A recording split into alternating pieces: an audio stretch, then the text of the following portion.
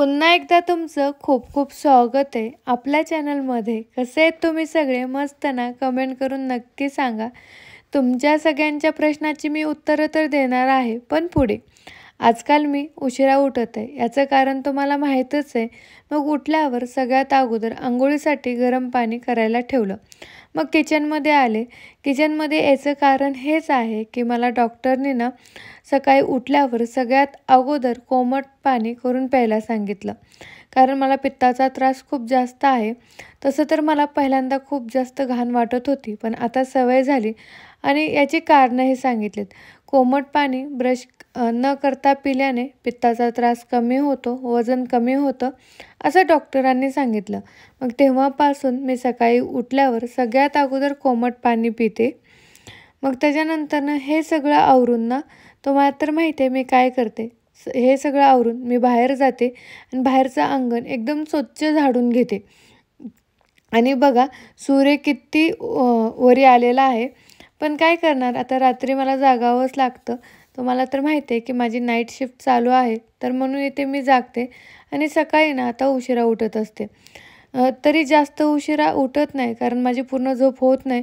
खुशूच्या बाबांना वर्किंगला जावं लागतं, त्याच्यासाठी इथे मी लवकरच उठते. बाहेरचं अंगण झाडून घेते, त्याचबरोबर सगळे घरं साफ करून घेते. कारण खुशू लहान आहे ना, त्याच्यामुळे मला रोज घर साफ करावं लागतं. घरात जेव्हा लहान बाळं असतात ना, साफसफाई ठेवावीच लागते. मग इथे सगळं घर व्यवस्थित मॉपने पुसून घेत असते. फक्त किचन मी इथे हाताने पुसून घेते, तेही रात्री. किचन वट्टा वगैरे सगळं रात्री स्वच्छ करून घेते, त्याच्यामुळे ना सकाळी मला काम कमी पडतं. मग इथे मी सगळं आवरून इथे जेवणाची तयारी करून घेतली. आता जेवणामध्ये इथे मी बटाट्याची भाजी, त्याचबरोबर इथे भेंडी, आणि हे बटाटे खूप छान लागतं. त्याच्यानंतर ना इथे ना मी संत्री खायला लागले, कारण डॉक्टरांनी सांगितलं की सकाळी ना उठल्यावर ब्रश वगैरे केल्यानंतर ना काहीतरी खाऊन घ्यायचं, त्याच्यामुळे पित्ताचा त्रास कमी होतो. त्यांनी मला सांगितलं की जास्त करून तुम्ही फळंच खात जावा, पित्ताचा त्रास कमी होईल. म्हणून इथे ना मी संत्री खात आहे. आणि तसं मला संत्री खूप जास्त आवडते. तुम्हाला आवडते का हे कमेंट करा. आता खूप जणांच्या कमेंट आल्या. मी पाठीमागचा एक व्हिडिओ टाकला होता बघा जॉबचा, त्याच्यावर खूप जणांच्या कमेंट आल्या की आम्हाला मेल आलेला आहे, मग पुढची प्रोसेस काय आहे. तर पुढची प्रोसेस काय माहिती आहे का, तर ह्याच्यामध्ये ना एक्झाम नाही आहे, तुमचा इंटरव्ह्यू होणार आणि इंटरव्ह्यूवरतीच तुम्ही सिलेक्ट होणार. आता ह्याच्यामध्ये ना सगळ्यांचा प्रश्न होता की किती पेमेंट पडते. तुमच्या ट्रेनिंगमध्ये तुमची पेमेंट 15,000 ते 20,000 पडेल. आणि ट्रेनिंग संपल्यानंतरनं जर तुम्ही संपल्यानंतरनं सिलेक्ट झाल्यानंतरनं तुमची पेमेंट पडेल 25,000 ते 30,000. तर त्याच्यामुळे ना व्यवस्थित इंटरव्ह्यू द्या, सोपा असतो. आणि आता तुम्ही मला प्रश्न विचारसाल की याच्यासाठी लॅपटॉप लागतो का, तर हो, ह्या जॉबसाठी लॅपटॉप लागतो. जर तुमच्याकडे लॅपटॉप नसेल तर काहीच उपयोग होणार नाही. एक तुम्ही सेकंड हँड तरी लॅपटॉप घ्या, कारण जॉब करायचा असेल ना तर लॅपटॉप कंपल्सरी लागतो चांगल्या जॉबसाठी. मग आता काही जणांचे प्रश्न होते की हा जो इंटरव्ह्यू आहे तो मराठीमध्ये म्हणजे होतो की इंग्लिशमध्ये. तर इंटरव्ह्यू ना आपण मराठी वॅकन्सीसाठी भरले तर एक तर मराठीमध्ये होईल, नाहीतर हिंदीमध्ये होईल. जास्त करून तर मराठीमध्येच इंटरव्ह्यू होणार आहे. एकदम इझी क्वेश्चन असणार आहेत, डोंट वरी. पण व्यवस्थित तयारी करा तरी पण. मग इथे ना मी लगेच सगळा स्वयंपाक करून घेते. भेंडीची भाजी वगैरे झाल्यानंतर ना लगेच डाळीला फोडणी देणार आहे. तर आजचा मेनू एकदम साधा, सिंपल आणि मस्त होता. मग हे ना आमच्या आहोंना खूप जास्त आवडतं, म्हणून त्यांच्यासाठी हा मेनू स्पेशल होता. तर इथे ना मी वरणाला फोडणी देत आहे, एकदम छान. आता ना 2 भाज्या केल्यानंतर ना तिखट वरण मी इथे सपकच करत असते. आणि अशा पद्धतीने मला खूप घाई होती, कारण माझे क्लास पण चालू आहेत आणि एकतर माझी नाईट शिफ्ट होते ना, त्याच्यामुळे माझी झोपच पूर्ण होत नाही. पण क्लास करून आल्यानंतर ना मी झोपत असते. पण काय माहिती आहे का, मी 2-3 कंपन्याचे ना फॉर्म भरलेले आहेत, त्याचीही मला तयारी करायची होती.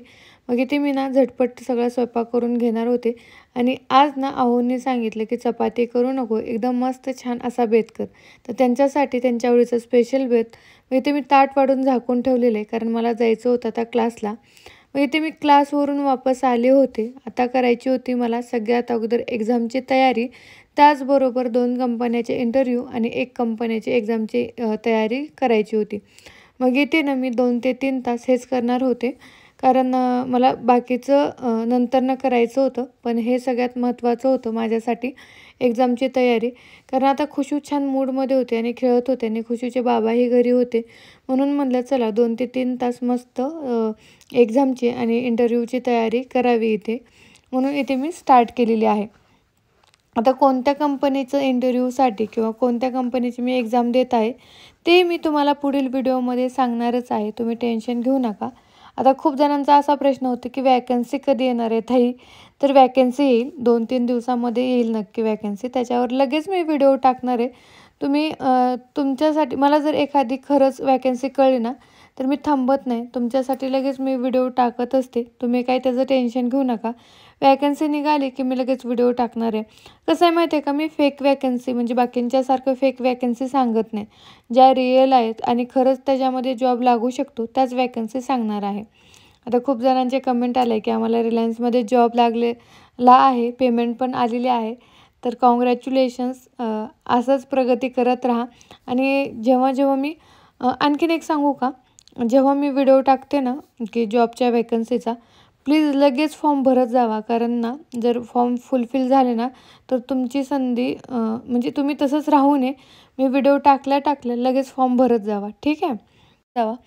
फॉर्म ओपन केलं ना लगेच भरायला जाऊ नका. एकदा एकदम शांत 5 मिनिटं शांत बसून फॉर्म वाचायचा, मगच फिल करायचा. ठीक आहे?